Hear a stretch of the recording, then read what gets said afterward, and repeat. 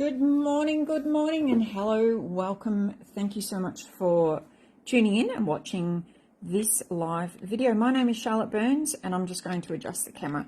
If you're watching on the replay, I'm just trying to straighten this up. If you're watching on the replay, please let me know with a hashtag replay or hashtag relax. Hashtag relax is just a funny thing that happened a while ago.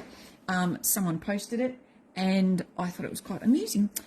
And it's something that's kind of stuck. Now, I am still getting used to the fact that Facebook is not letting me go live in a landscape orientation. So please excuse me while I just kind of still get used to this orientation, but hopefully it makes it easier for you guys to watch. I guess they must be thinking that everybody's watching on their phone nowadays, and so they're making everybody go into this orientation. But anyway, you're watching and I'm appreciating it. Today, what I want to talk about is some new product that, some old product that close to my heart has brought back in, and it's Distress Oxide Inks. See, when I had it all set up, you could see it. Distress Oxide Inks. Now, we love Distress Oxide Inks, and why have Close to My Heart brought it back? Well, what they said was when they bring out a new catalogue, if there is a specific technique that they're sharing, they're going to bring in product just in limited supply for the life of the catalogue. So in the November-December catalogue, when we turn to the, I'm just going to turn to the actual correct page, turn to the evergreen, see if I was doing it that way, it would be so much easier, Facebook, evergreen paper collection. And then we flip forward. It's such a beautiful collection. So we've got all these beautiful papers. And if you haven't actually seen this collection up close and personal, check that paper there out. It is musical notes. Yes, you got it, musical notes. Fantastic for things like concerts and all sorts of things.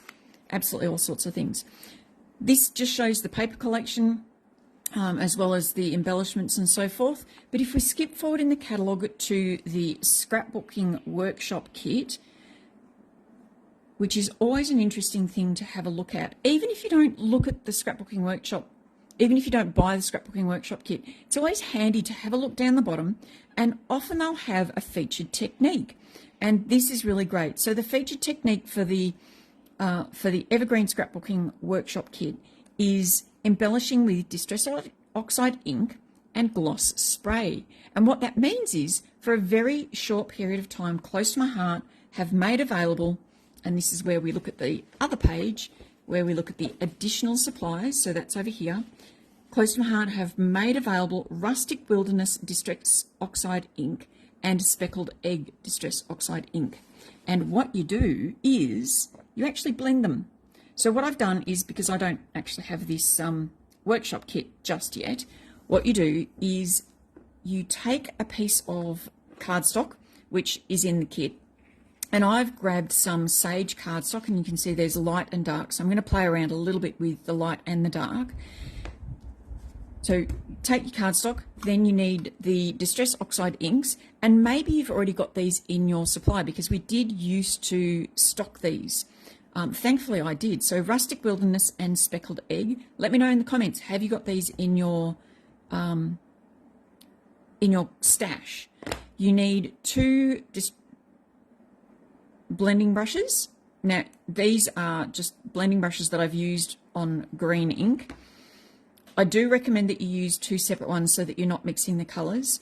I've just grabbed some of the pattern paper, and this is the back of this paper, and it comes in strips. Let me just show you what it is. So if I turn back here, it's this paper here. So it's stripy paper with patterns in the stripes, and then you've got that gorgeous leaf and pine cone pattern on the back. And I've just cut two of the stripes off. So I've cut this stripe, and then I've cut that stripe, because, well, why not? So I've got those two. And then what I've also done is I've just cut one of these little pine sprig wreaths, for want of a better word, out. So I've just fussy cut that out. I'm going to use that as an embellishment on one of these. So these pieces of cardstock I've cut down to 4 inches by 5 1/4, and it's a perfect size to use as a card topper, but I could also use it on a scrapbook page. Then what I've done is I've taken the stamp of the month. So this is the other thing. If you haven't yet got this stamp of the month, it's a great stamp. Get that? Great. It's a great stamp. Really nice for cards, obviously, for cards, thank you cards, but also you can use it on scrapbook layouts as well.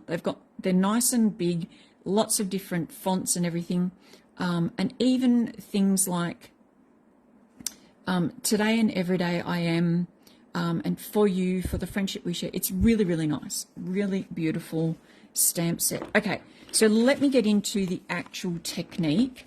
Just going to move my Versamat out of the way, and I'm going to be working on my all-purpose mat. All right, so I'm going to take 2 of these, and the first colour I'm putting down is Speckled Egg. It is the lighter of the 2 colours, and it's kind of a grey.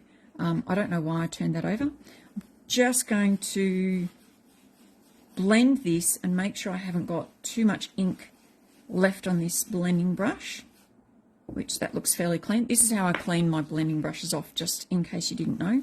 So there's another tip. So just doing this on both of them. And then what I'm going to do is just wipe that onto my Distress Oxide ink a little bit. Do circles onto the all-purpose mat, and that just means that I'm not putting a big whop of colour on first, and then I'm just going to do some blending onto here. Wipe, circles, blend, and then just keep going with that until I've got some colour down. And the idea with these two is to mix the 2 colours together so that you don't just get the same colour, and then use that as a background for your sentiment or whatever you're doing. Now, I haven't really thought about how I'm putting this together really, so I have now. And what I want is I actually want to stamp my thanks down the bottom here. Hopefully you can see it's just starting to show a little bit of grey on there. But it's a really beautiful technique of blending 2 Distress Oxide inks together. So I'm going to do, and I might even do 3 pieces of this just to show you the difference. So I've done 1, I'll do another one. And then in the end, what we can do is we can compare the 3. So we should be able to compare one with just the Speckled Egg, one with just Rustic Wilderness, and then one with them blended together. And then to finish it off, I'm going to again follow the pattern of what it suggests in the scrapbooking workshop kit, and we're going to do some flicking of this stuff, gloss spray, white gloss spray, and I'll give you a couple of tips about that as well. So just putting a little bit more of this down. There we go. So they look pretty similar. And what I will be doing is I will now be washing this brush. So with Distress Oxide ink, it is a water-based, it says on the back, let's get this right. It is a dye and pigment ink. And because I don't really want it to I don't want it to be on my brushes. It's just a different type of ink, and I don't want it to be on my brushes. I will actually be washing my brushes after I have completed this video, and then I'll leave them for about 48 hours to dry. So you can wash your blending brushes, but you do need to give a fair amount of time, allow them to dry. And you can see, I mean, obviously the colors are going to be different between the 2 Distress Oxide inks. And now I'm going to apply this one, which I can't remember the name of, Rustic Wilderness, over the top of this, and it's just gorgeous. It does change the colour, but it's just beautiful. So that is Rustic Wilderness, that's Speckled Egg, and then that is Rustic Wilderness and Speckled Egg blended together, and it looks gorgeous. It really does. Okay, next I'm actually going to stamp next. Rather than flick and then have to wait for it to dry, I want to stamp first. So I'm going to grab, because I just want to keep things in a small area, seeing as I'm not in my normal orientation. I've grabbed pine ink because it matches in with the paper and everything. So I've got my pine ink, and I'll just ink this up. And I already know that I'm going to put this up against, I'll probably leave just a little bit of that showing. And I've only cut 2 of those, which is fine. So I'll leave a little bit of that showing. And so my thanks, I'm going to stamp down here. Hold for 5 seconds or thereabouts. And doesn't that look fantastic? And I love that mix of colours too. So the Speckled Egg looks very pale, and the Rustic Wilderness actually looks quite dark. But mixing the two together, it's got a beautiful blend about it, and it just gives it a really, really nice colour too. So there's that one, and I will do this one as well. What I'm thinking is I might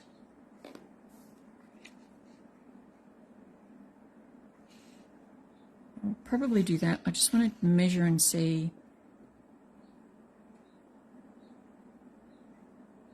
That's just going to fit. Awesome. Okay.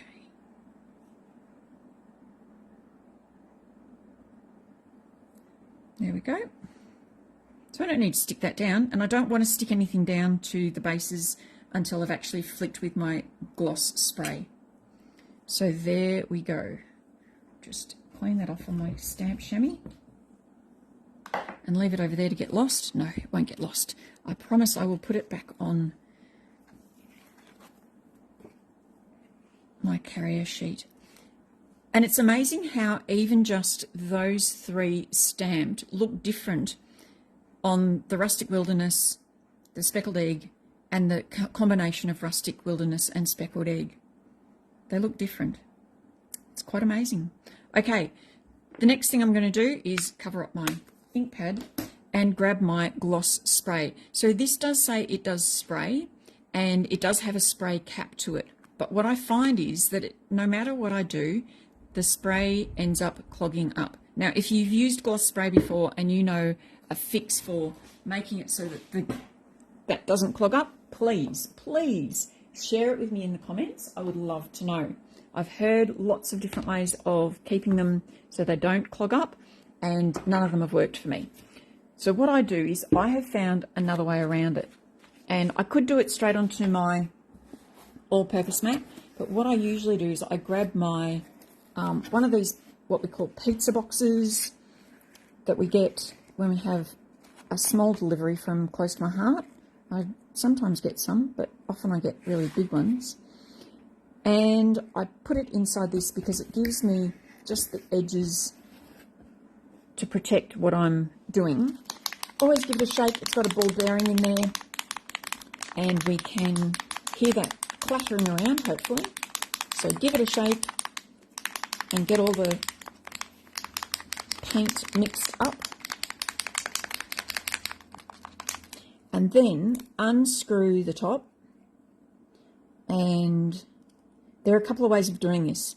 So the other day I actually showed someone to just tip and flick, and unfortunately the tipping went too far and it was tip and pour.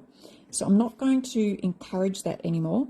What you can do though is you can just flick like this, So you can get a little bit on and then tap, and it's a little bit more directioned. I think possibly doing it on my finger might be better. Yes, okay. So into the top of the bottle, and then flick, flick, flick, and it's all going inside my box, which is great. I can just see so many uses for this. If you've got a page that you just want to put a little bit of extra colour on, then this gloss spray is fantastic. If you want to add something that looks a little bit like snow, that would look really good as well. And the idea with the gloss spray is when it dries, it's a little bit shiny, and it also dries raised. It does take a few minutes to dry, so I'm just going to take this out of the box. I'll move the box out of the way. Take this out of the box and pop it back under the camera. And so that's why I stamped it first, because I knew that once I splattered it with the gloss spray, then I wasn't going to be able to stamp. So I stamped it first, and then this can sit and dry. You can see I just got a little bit on my all-purpose mat. Not sure what that's going to do, if it'll dry and stick or what. Next, what I wanted to do was stick down my strips. So I'm just going to stick down one and see how we go. So we're just putting a bit of adhesive. Not using that tape runner. Okay. It's always good to have a tape runner. This one. I usually have two tape runners. So I have two tape runners. Normally one's empty and one's full. And then once this one empties, I fill this one up. Because these are the new ones that are refillable, and I absolutely love them. And that way, when one does get empty, it can quickly be refilled. Now, yes, I am sticking this down, even though it is still wet. And that's quite okay. Except that was the one I was going to use with the wider strip. So let's just, I'm actually going to do, here we go, let's do this one.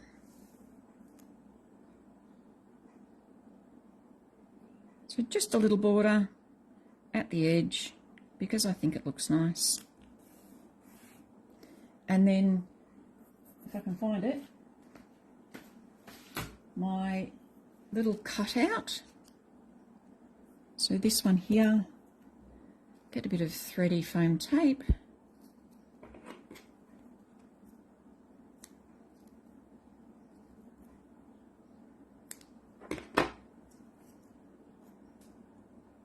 Which I've cut too long, and that's okay.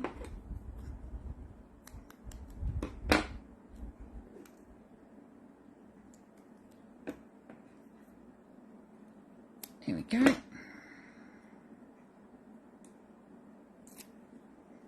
And now I have a really nice thank you card. Overlap that on there. Or topper for a thank you card that's got a bit of